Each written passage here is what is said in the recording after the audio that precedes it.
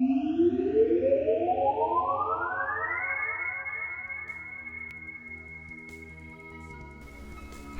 again. Today we're gonna roll for initiative. Or, well, you are, not. Before we do, we first need to cover what initiative even is in the first place. So, yeah. What is initiative? Why do we roll it? What's the purpose behind it? And friend Roger Rabbit, what happens if I forget to poke air holes in the boxes I keep prostitutes in my basement in? Well, Timmy, if you forget to poke air holes, you're gonna need to flush them. Make sure to cut them into smaller pieces first, though. Don't want any embarrassing questions if you have to call a plumber. For the rest of the questions, let's begin with the first. Initiative is essentially used in role-playing games as a method of organizing what happens when in terms of combat. The term doesn't really work all that well, so it's a little bit confusing, but the rough gist of it is that the character who has initiative is the one whose turn it is normally. There are a few other variations upon such, but we'll get into those in a bit. For now, let's go with the standard D&D initiative system, since so many other games base their initiative off of the same concept. In this default setup, every character rolls a d20 and adds their initiative bonus. Whoever gets the highest goes first. And down the line in descending order of the totals rolled, with bonuses applied. When it's your initiative, time essentially stops. That character takes their turn, nothing else really happens in the meantime, with a few exceptions like attacks of opportunity. So, this obviously isn't how reality works, so why handle combat this way? Well, the elephant in the room is that reality kinda sucks. If it were that good, we wouldn't keep turning to role-playing to escape it.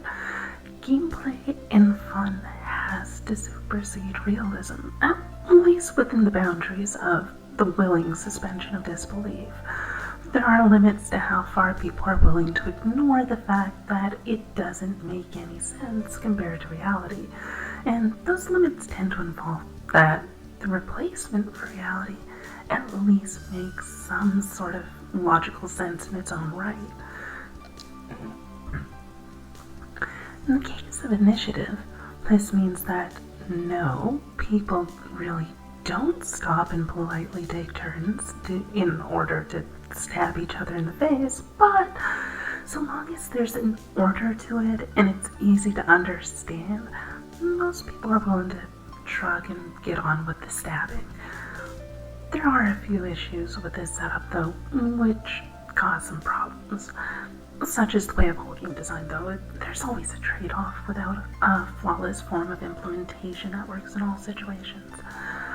For example, the wait your turn to act method has a rather large problem in that the turns in D&D tend to be rather long, and this leads to people sometimes waiting 10, 15, sometimes 20 minutes or more for their turn. This sitting around doing nothing tends to break immersion, especially if you're playing online and not physically present with your group. No one notices you tapping over to read comics or Imager or whatever. Another major problem is the low-level character skill, which tends to come with initiative. In D&D, most characters have almost no bonuses to such, so it largely comes down to a roll of the dice to see who goes when. Even especially quick-reacting individuals and those who don't freeze or panic tend to arbitrarily fall behind far slower characters. This lack of consistency severely bites into that willing suspension of disbelief, because it's not only not following reality's order, it's not really following much of any order at all. It really is just random. Now, there are ways around this, fortunately. For starters, let's consider what initiative represents. An event happens, such as combat, Like, somebody jumps out of the bushes and attacks. Yay. And some characters will simply react more quickly to what's going on around them, either by having naturally higher reflexes or by being so used to given actions that they're trained to react immediately without hesitation. Note that this is an important distinction. You can have very fast reflexes, but just stand there slack-jawed and staring in confusion or awe. But you can also have below average reflexes and simply act instead of being stunned. In terms of a game, especially one like D&D where characters have distinctive levels, we can assume that a higher character's level becomes the more experience they have dealing with this sort of situation, the less likely are to be thrown off guard and stand around dazed. If the average person on the street gets shot at, sure, we'd like to think we got to recover, but honestly, testing has shown that most people will freeze for at least a few seconds in panic. It takes a lot of specialized training and acclimation to be shot at and not freeze up like that. And it doesn't last. If you take a break from the military or the police's training for such for a year or two, you have to start all over again. Like, you've lost almost entirely the reaction time. In this manner, we'll say that our hypothetical characters, we'll say level 6. So, when they've been at this a while and are comfortable enough around combat to simply do what has to be done, they don't freeze. They don't panic. They just do their thing. So, what does this look like in a game in terms of mechanics? Simple enough, taking one's experience or level or whatever graduated system is used to determine strength and applying a bonus derived from such is a pretty easy and effective way to help mitigate this issue. So, our level 6 fighter gets a +6 bonus to their initiative for being level 6. +1 per level works pretty great with a level 20 cap. Especially if at level 20 you get +20 on 1d20, meaning if we ignore crits, a max level character will pretty much always beat out a minimum level character. That level 20 Grandmaster Elvish Swordsman doesn't somehow magically have centuries of training be beaten out by a peasant who screams and flails and runs away really well on a roll of the dice. The level 0 simply flat out loses to the Grandmaster, which is kind of as it should be. Now, other things can affect the situation as well. Most games utilize reflexes such as a dexterity bonus, but mental acuity is also important. More than just experience, wisdom and intelligence can be ideal ways to quickly process what's important and what's not, deciding amidst a huge battle which things can be ignored, which have to be focused on immediately, that sort of thing. This categorical organization suggests that higher bonuses to these kinds of stats also help significantly with who acts when in combat. Another thing I want to mention is just because you're using a system that doesn't use discrete levels, it doesn't mean you can't apply bonuses like something like Shadowrun or New World of Darkness. They do still have experience, and you can easily just say like every so much experience or karma or whatever, you simply get like a default higher roll on your initiative. Anyway, now the D20 roll is a staple of initiative in most games. There are outliers such as Anima Beyond Fantasy, which utilizes a D100 roll, and quite a few games that use a D6 or a dice pool. Now, the overall concept is about the same though. The thing is, luck really doesn't play a huge part in this aspect of gameplay, or at least it really shouldn't, especially not rolling initiative every turn. Not only does this kind of imposed luck not make much sense, it's not consistent. it doesn't allow for players to reasonably plan around their initiative, nor does it give any real sense of highly combat-trained individuals being more effective than random peasants who have never even seen a fight, possibly outside of a tavern before. As such, I'm going to state right here, minimize the luck when it comes to initiative. It doesn't really serve a purpose to add luck to this kind of situation, and actively acts as a detriment in this kind of case. Just because you roll for everything else doesn't mean you should blindly roll for initiative. Use dice where they make sense, rather than throwing them haphazardly as a reflex action for any time anything happens. Reflexes and initiative just aren't things that happen by luck for the most part. Yes, there could be mitigating circumstances like somebody jumping out of the bushes, but for the most part, you can apply that simply by applying like a modifier without needing a roll. Like, a little luck can spice things up a bit, but it's not really necessary in terms of initiative and doesn't really make a lot of sense. If we remove the roll entirely, we speed up combat in a number of ways.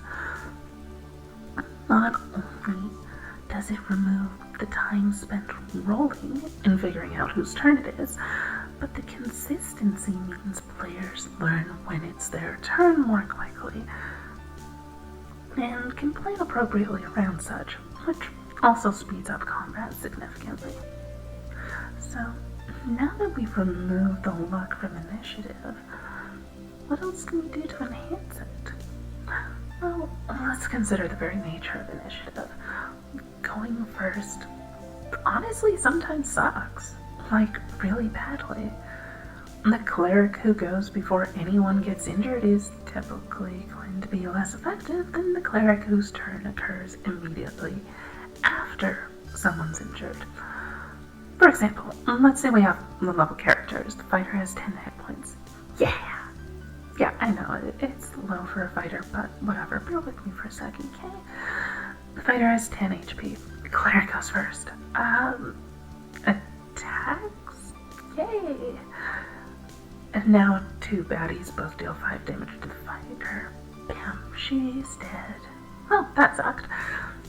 If only the cleric went, first or last, well, the fighter's still dead in either case. If the cleric was to go in the middle, however, then the fighter would be alive. See, this is where things like held actions come into play. And the cleric says, I'ma heal you, just not this second. Wait for it. Wait. Okay. Now, held actions don't universally solve the problem, though. Let's say you have a knockback effect. You're surrounded by enemies. If they go first, they hit you and you die. Boo. If you go first, you knock them back and they run back into range and hit you and you die. Well, hell bunnies. A large part of the issue here is the capacity to recover from being knocked back, being able to move back into position, and being able to attack all in the same turn. Too many actions at once makes for situations where the order of operation doesn't really matter that much, since there's just simply too many operations possible. To this end, initiative in turn order doesn't just have to involve initiative itself, but the entire balance of the game around how many actions can be taken in a given period of time. To remedy these two problems, there are a few ways to go about it, but in terms of keeping combat organized as the primary deciding factor, the most effective method I found tends to be a 2-stage initiative cycle, where characters declare actions and then those actions resolve. A character with high initiative gets to see what other characters are doing first before deciding what they want to do, but that same character's actions take precedence, last to declare, first to act.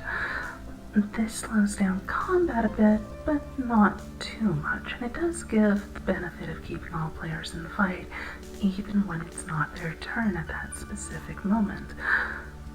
They have to prepare what they want to do before it happens, and so get the first part of their turn with everyone else in the declaration phase.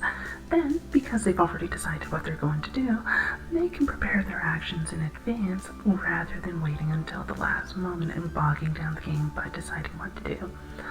The thing is, so long as the declarations are fairly quick and simple, it's not a problem. I finish casting my spell and bugger off, or I'm going to try to hit the closest orc. It's all you honestly need in a declaration. The specific details, such as exactly how you're going to hit the orc, isn't really needed. That level of vagueness keeps the declaration phase fast and mostly unobtrusive, and because it organizes the rest of combat for people to know what's going on in advance, it speeds up the actual action phase considerably more than the declaration phase just consumed. If, however, you're going to go into intimate detail with every single declaration, then you're really just wasting time and bogging down the game in an obtrusive manner that doesn't actually make it any more organized than it would have been. In short, only divulge the relevant information, and don't get hung up on specific details until the action bit comes around. And at that point, most of the actions will have already been planned out before they actually happened, saving time in the long run. It's not a perfect remedy, and does lead to some issues with what happens if, say, another character goes first and alters what's possible for the declared action to occur. Say, player 2 wants to attack player 1, but player 1 moves out of range during their turn. This has to be rectified by the combat rules themselves to keep things from spiraling out of control, but can be managed thankfully to some degree. So, we've removed luck from initiative entirely, increased the bonuses so that it's dependent more on a character's skill than their luck, and tactical planning is more readily able to be managed. So what else can we do to make initiative work a bit better? Well, for a game like Saorsa, which uses moment-to-moment combat, with each action detailed instead of rolling them together in a group of actions as seen in D&D, it's typically needed to be able to chain together a number of actions at a time without having too much happen at once. With D&D, you just roll an auto attack and the whole package deal all gets handled as one big amorphous blob of back and forth. That sort of works with D&D's initiative system, but as we move into more nuanced gameplay, it just doesn't hold up any longer. So, for Saorsa's style of combat, where a character is intended to apply a status effect, then exploit that status effect, such as adding a blade effect and then dealing bonus damage because of the blade, we need characters to be able to perform multiple actions at a time. This ties into initiative in that it's not just a single action like it is in D&D. For D&D, you get like full round combat action, and that's pretty much it. You might break it into like standard actions, swift actions, movement actions, that kind of stuff, but those are kind of the same concept as the action point system that Saorsa uses, but more together so that similar actions aren't related together. So, anyway, in Saorsa, you might get several hits in a row in, and those need to be organized somehow. It's something that just doesn't really happen the same way in D&D. So, to fix that, the idea of breaking down combat from large globs of actions into discrete actions means a shift away from vague terms like full round action and into something more quantified, like the action points that were just mentioned. Swinging a dagger may take 4 AP, a maul may take 9 AP instead. Just rough examples, but you get the idea. Individual actions start taking more specific periods of time. Since initiative involves controlling the order of when things happen, turns themselves must begin to branch out at this point. The D&D turn is mostly just one turn. There are turns and rounds, but essentially a round of combat is referred to by most players as a turn because it basically is a turn. And it's fairly self-contained. For Saorsa or games like it, the implementation of action points means turns become a bit more broken down into tiers. Like, Saorsa's version in particular involves several action point cycles per turn, wherein characters can use up to a certain portion of their total action point pool for the entire turn. This means a character may not have much endurance for many hits over time, but they may be very well able to unleash a rapid burst of strikes all at once. Conversely, they may be able to trade back and forth all day, waiting patiently for an opening. This isn't the only way to handle such nuanced combat, though. For example, I've recently learned that the Exalted Speed system breaks things down by having each action essentially apply a global cooldown. If you swing a sword, for example, it may lock you in that action for 6 ticks of the in-game clock. Swing them all and you're locked doing that for 10 in this example. And what that would mean is the person who swung the sword can act again sooner than the person who swung them all, because they're not locked in that ability. The downside to this setup is that it really doesn't allow for chaining together attacks very easily, and requires a fairly complex set of annotations of not only when the players act, but when they stop acting, and becomes a bit messy in terms of keeping track of combat. For a game that uses similar setup, Final Fantasy Tactics gets away with such because of it being a video game. It can keep track of turn order in the background pretty easily, and not worry about trying to do so with pen and paper. Again though, this is only of value if individual actions are being taken. For more amorphous combat, like 3.5 or 5th edition D&D, it just doesn't work so well. It probably would have worked better in 4th than what the 4th edition D&D actually did though. Anyway, back to initiative itself. The thing to keep in mind as a whole about initiative is that it's an organizational system. It's not there to be realistic. People don't take turns in combat. Heck, faster individuals in reality can get 3 or 4 hits in on someone in the time it takes for their opponent to act once at all. That may be realistic, but it's neither fair nor particularly all that fun. And really, combat in reality is messy. It's not organized. It's confusing. It's chaotic. It's a mess. And while you might want to get sort of that feel in a game, in terms of actual fun, it helps if everything's organized. So, as such, we rely on initiative to keep combat from turning into a horrific mess, and that organization needs to balance between accuracy of action resolution and the speed and ease of actually keeping track of it all. It doesn't matter if you have the most accurate initiative system ever devised if it takes half an hour per turn to figure out when everything happens. Same thing, it doesn't matter if your initiative system is so fast that it only takes a few seconds if it doesn't actually organize anything, thereby defeating the entire purpose of having an initiative system in the first place. Anyway, so just keep in mind for your own systems and even house rules that the goal of initiative is to organize combat. If combat becomes less organized because of your initiative system, such as rolling every turn, then the whole purpose of having an initiative system at all has been lost. So that's it for now. Thanks for watching. support my Patreon and all that boring stuff. Blah, blah, blah. Yeah, whatever. I hope you had fun and learned a bit, and I'll see you next time.